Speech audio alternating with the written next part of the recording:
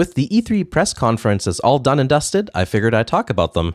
I won't discuss everything though, just things that caught my attention. So don't feel too bad if there's something I've glossed over, and post in the comments which games you're excited about. EA kicked off E3 presentations on Saturday. They also managed to kick every Command & Conquer fan in the groin with Command & Conquer Rivals. It's just a mobile game that doesn't deserve to even have the CNC name connected to it. What a disappointment. EA also talked a little about Battlefield 5, which is the only logical name of the successor of Battlefield 1. I've always enjoyed Battlefield games, and I'm glad it's a World War II shooter again. The destruction physics look pretty impressive with the snow and everything, and I also like the idea of being able to move things like cannons with vehicles. I'm fairly indifferent about the fact that they're adding some sort of battle royale mode. It's just an additional game mode, which essentially can never be a bad thing. I'm sure normal game modes will be available as well. No loot boxes or premium passes is great news as well. At the end they showed an overdramatic clip that really doesn't show much gameplay at all. And then at the very end of that, we got a quick glimpse of some guy getting chomped to bits by an airplane propeller. Nothing wrong with that. Thank God they didn't show a nipple, now that would have been indecent. Sunday had a few more presentations, starting with Microsoft. They started off with a trailer showing Halo Infinite. I haven't kept up with Halo at all since Bungie hasn't been involved. They didn't show that much either, just a few cinematic scenes. It did have a very Halo 1 vibe to it, which I think is a good thing. Forza Horizon 4 looks great graphically, nice environments with 4 seasons, and I really like that the game is set in Britain. I can't wait for people to make Top Gear and Grand Tour parodies. I'm not really into arcade-style driving games. Some stuff like those ridiculously over-exaggerated and unrealistic corner entries, or the fact that cars just plow through stone walls, turns me off a bit. But there's just so much car fan service that I think I'll be willing to overlook that. Besides, there's plenty of simulators I can play to scratch that itch. But it looks like I'll be missing out on this game for now anyways. I've got no Xbox One and I run Windows 7. This whole Windows 10 requirement seems really artificial to me. All other modern games seem to work perfectly fine for me. Cyberpunk 2077 looks interesting. I am a fan of CD Projekt Red. I've been playing the Witcher games ever since they first came out, and I absolutely love their DRM-free platform GOG.com. I always get my games there if the option exists. I'm always interested to see what they're up to. The setting looks really interesting, especially if you combine that with the fact that it's an open world. It looks like they're pulling in a lot of influences of 80s cyberpunk, which I think would be fun to explore. And Microsoft also announced that they have 5 new studios. 4 are already existing ones that they've bought, and 1 is entirely new. I'm guessing that Microsoft really wants to get the ball rolling with exclusive titles. The Bethesda conference happened later that day. For some reason, there was a concert. I didn't tune in to watch a concert. I just want to see the games. Elder Scrolls Legends might be an Elder Scrolls game, but I'm not really interested in card games. And the other games, Rage, Doom, and Wolfenstein, aren't really my thing either. There you go, a little bit of German. I do enjoy Elder Scrolls Online, but I'd rather talk about new games in this video. They finally started talking about Fallout 76. Todd already came on stage during the Microsoft presentation to tease the game, but obviously there was more content shown here. Apparently it's going to be an online game where you play with dozens of people. You can also solo everything or team up with others. Todd said that death doesn't mean the end of the game, so I'm going to guess they'll implement some sort of system like an Elder Scrolls Online where you lose item durability or something. I don't know how I feel about that. Also, wouldn't that eliminate modding? I always play with mods, whether it's Fallout or Elder Scrolls. I'm also a bit worried about a possible lack of immersion when you're playing with other people. I guess we'll see what happens. And also with the whole nuclear missiles thing, that's basically like a built-in griefing system. Not sure how that'll work. The Elder Scrolls Blades announcement caused a bit of a negative stir, at least in the livestream chat. At first they presented it as a mobile game, which is the reason for the initial bad response. I get why they want in on this market though. There are so many potential players, and it's also a good way to introduce new people into the series like Fallout Shelter did. Thankfully, they revealed that it is free, and it'll be coming out this fall. It's also going to be available for a bunch of platforms other than phones, including PC, which is great.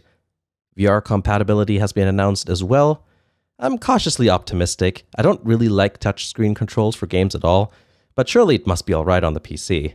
We'll see how it goes, I guess. I just hope they don't have to simplify the gameplay to make it work on so many different devices. They also revealed a new single-player IP called Starfield. It showed a planet and a satellite. Ooh, that's original for a sci-fi game. They didn't even show anything, and it only mentioned that it'll come out next year or so. Now, here's the most important part of the entire presentation, Elder Scrolls 6. I can't believe how excited I got by a 30-second clip that didn't even show anything other than landscape. I absolutely love Elder Scrolls games, and I got goosebumps just hearing the music, as silly as that sounds. I'm not good enough to identify which part of Tamriel this is, but the environment looks great. It looks a bunch greener than Skyrim did. That was something I missed from Oblivion. There was a lot more variety going on there in terms of color palette.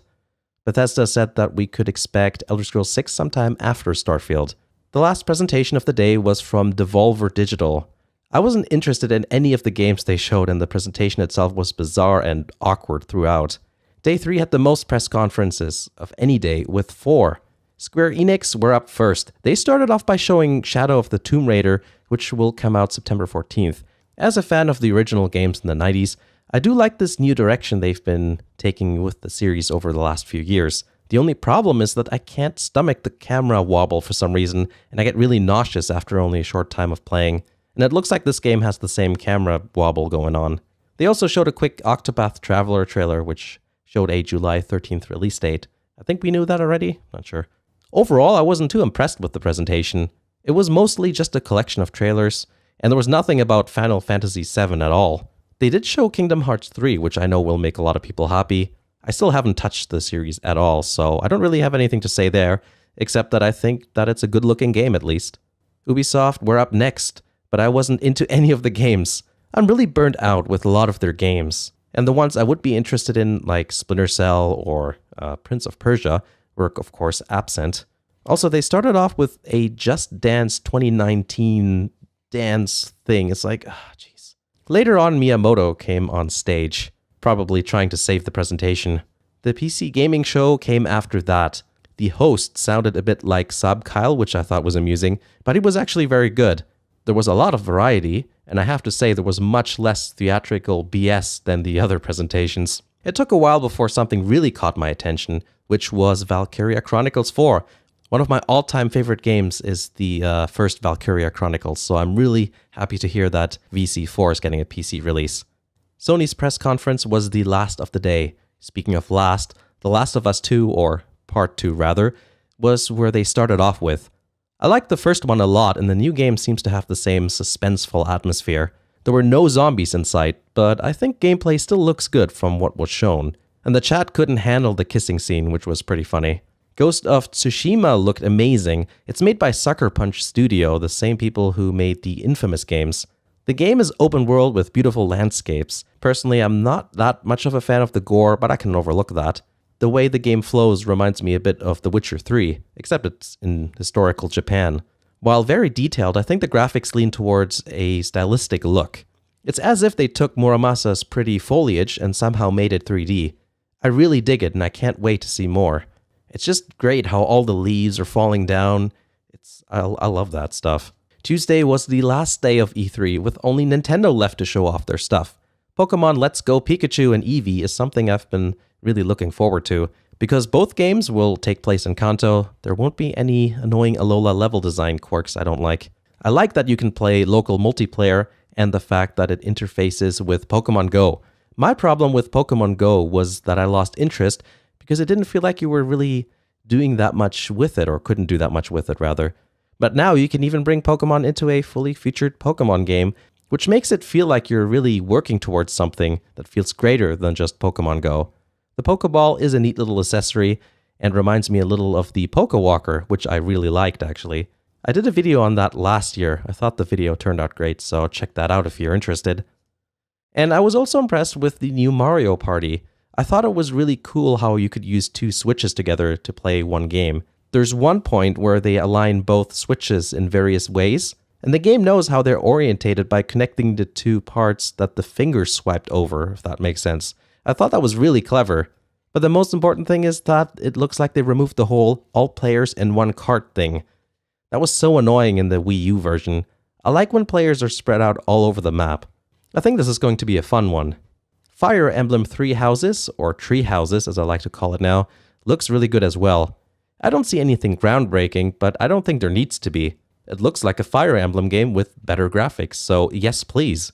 Fortnite was announced for the Switch. I've never tried it. Actually, I have tried it now. I wrote that script before I tried it. But honestly, if I were playing a battle royale game, I would probably prefer PUBG anyway. I will say I'm not really into this particular stylized look, and I don't like the game's brand of humor either. And I think this whole idea of building things on the fly seems kind of unappealing. But a lot of people like it, so I guess it's good news for anyone wanting to play it on the Switch. And hey, it's free, so might as well just try it out. I will just say one thing, there's so many people hating on something when it's popular. I think it's kind of unfair to judge something just because it's popular or unpopular, so it's free, just play it. If you like it, cool. If not, whatever. Octopath Traveler will have a new demo on June 14th, with the save game carrying over to the real game when it comes out, so that's actually kind of awesome. Super Smash Bros. Ultimate took up a good section of the presentation. I don't have that much experience with the series, but so far from what I've seen on the internet, all the new, or most of the new changes, features, and characters seem to be well received. I'm sure there's going to be nitpicking because that's just how that works. I was so off with my prediction though that it would be just a port, but I'm happy to be wrong, of course. And that's my take on the E3 presentations. Again, sorry if there was anything I skipped over that you wanted to see. Hopefully you enjoyed my ramblings about E3, and let me know what you're interested in, whether I talked about it here in this video or not. Thanks for watching, and I'll see you again in the next video.